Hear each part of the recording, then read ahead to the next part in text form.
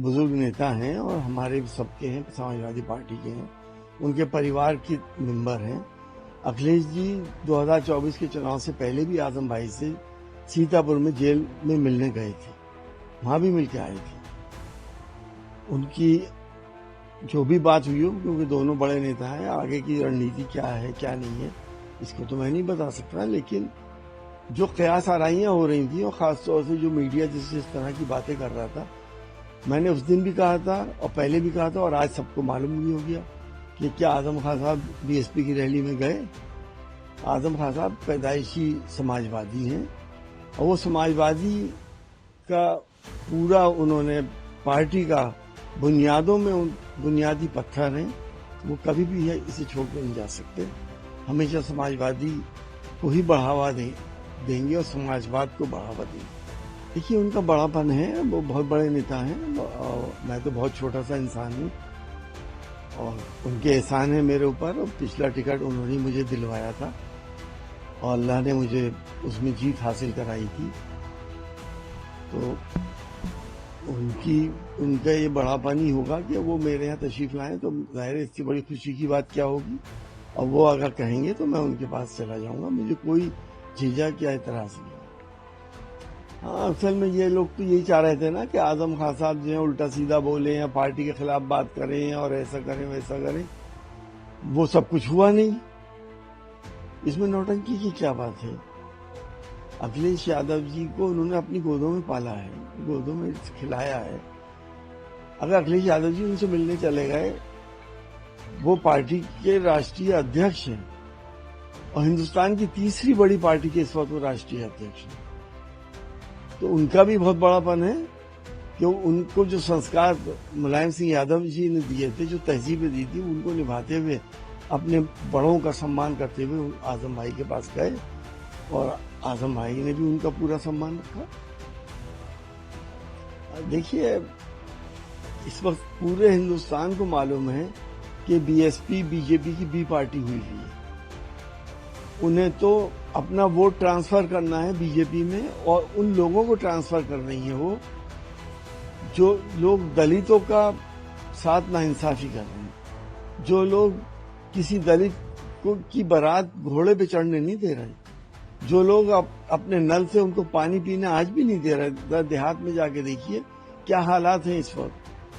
वो मनुवादी सोच, छुआछूत, ऊंच नीच जिस पार्टी ने दोबारा शुरू कर दी हिंदुस्तान में, बहन जी उनको सपोर्ट कर रही हैं, तो आप समझ सकते हैं कि कहां पे उनकी क्या मजबूरी है।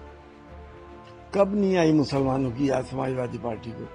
हिंदुस्तान की, मैं चैलेंज से कह रहा हूं इस बात को, हिंदुस्तान की वाहिद पार्टी है जिसने मुसलमानों के हक की और इंसाफ की बात करी। उस बाकी को किसी पार्टी ने आज तक हक और इंसाफ की बात नहीं करी। और दलितों के साथ समाजवादी पार्टी ने क्या इंसाफ नहीं करा। जिस वक्त अखिलेश यादव जी चीफ मिनिस्टर थे, अगर कोई वारदात किसी दलित के साथ हो जाती थी तो क्या सजा नहीं मिली लोगों को। और आज क्या सजाएं मिल रही हैं उन लोगों को जो दलितों के साथ नाइंसाफी और जुल्म कर रहे हैं, जो कथावाचकों के सर मुंडवा रहे हैं, क्या उनको कोई सजा मिल रही है। जो मॉब लिंचिंग कर रहे हैं उनको कोई सजा मिल रही है। तो कहने में और जमीनी हकीकत में बहुत फर्क है। देखिए बहन जी, अगर ये बात कह रही तो बड़ी अजीब सी लग रही है कि जातिवाद शुरू किसने करा था। क्या वो बहुत भूल गई कि तिलक तराजू और तलवार वाली बात होती थी।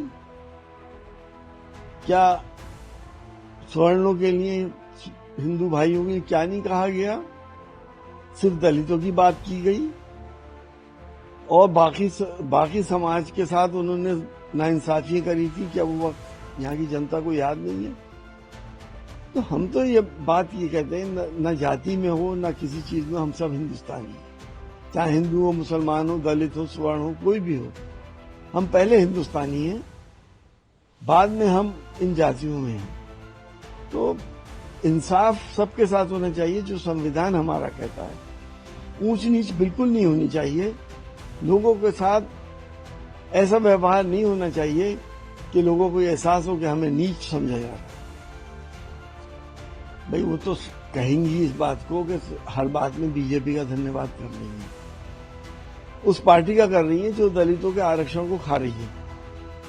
समाजवादी पार्टी के एक एक पैसे का हिसाब, ऑडिट, हर चीज का हुआ जब अखिलेश जी की सरकार थी। इतनी ईमानदार सरकार इससे पहले कभी नहीं आई थी। वो देख सकती हैं, मालूम कर सकती हैं इसका ऑडिट कब हुआ था और कब इसके पैसे का कहाँ इस्तेमाल किया गया। ये तो कहने की बातें हैं। इल्जाम लगाने को तो इंसान कुछ भी इल्जाम लगा सकता है, किसी पे भी लगा सकता है। हकीकतें तो जनता को मालूम है और हमारे दलित भाइयों को भी मालूम है कि हकीकत क्या है। अब देखिए, उन्होंने उन सर्कमस्टांसेस को देखते हुए ये घोषणा करी होगी और हम तो यही उम्मीद करेंगे कि जो वो कह रहे हैं वो पूरा कर दें।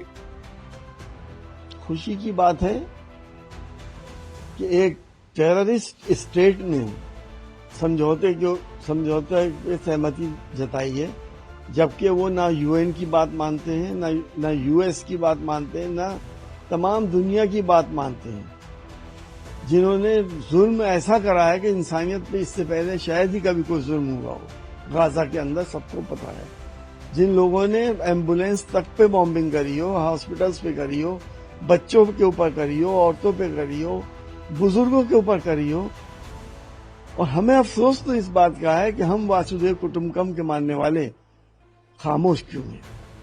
हम अपनी मस्जिदों में दुआ तक नहीं कर सकते फलस्तीन के लिए। हम इन हालात में हैं।